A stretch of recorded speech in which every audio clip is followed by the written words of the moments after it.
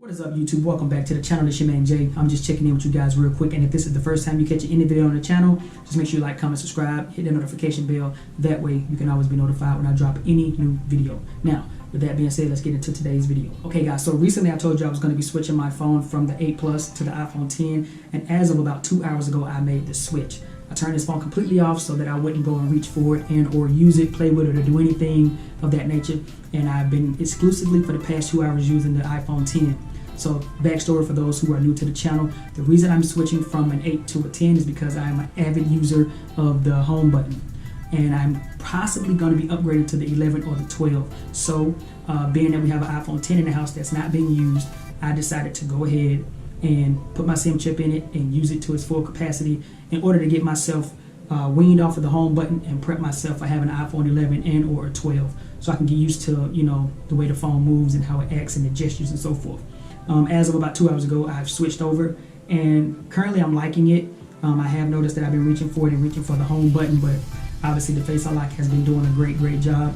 The phone does feel a little snappy to be kind of like an outdated phone, but the way Apple optimizes their chips, I feel like no phone really feels outdated when it comes to them.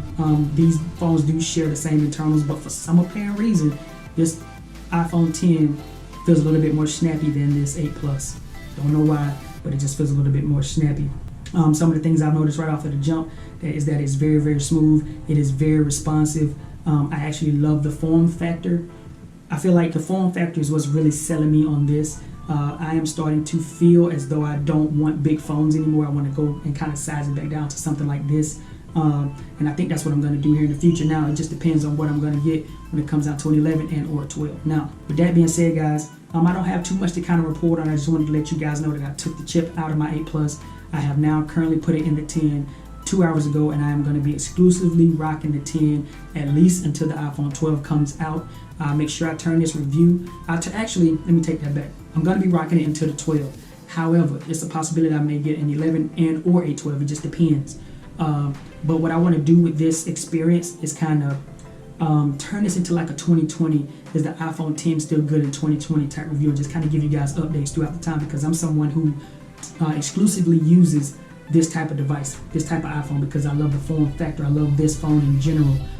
The design, I love this design. I love the home button and everything about it, but I'm trying to get into the new school way of doing things. So I'll probably come back and keep giving you guys updates, let you guys know how I'm doing with the phone. I give you guys some speed comparisons and all of those things, so that people who are just coming to the channel, or someone who's looking for iPhone 10 reviews, or trying to compare the iPhone to maybe like getting an iPhone SE or something like that, you know, it can help them make a choice. So, you know, bear with me guys. I know we're on the iPhone 11 and almost to the 12, and I'm just on the 10, but we do have an iPhone 11 Pro here in the house, and I can use that from time to time to make my comparisons. But for the most part, this is kind of based on user experience. I'm just trying to kind of bring you guys into the fold of how it feels to switch from something like this home button old form factor to something like this, you know, new form factor, no home button and gestures, as well as letting you know if this phone is still worth buying in 2020 at the same time. So you'll see a lot of pictures, videos, and so forth and so on coming from this phone. So with that being said, it's been your man Jay.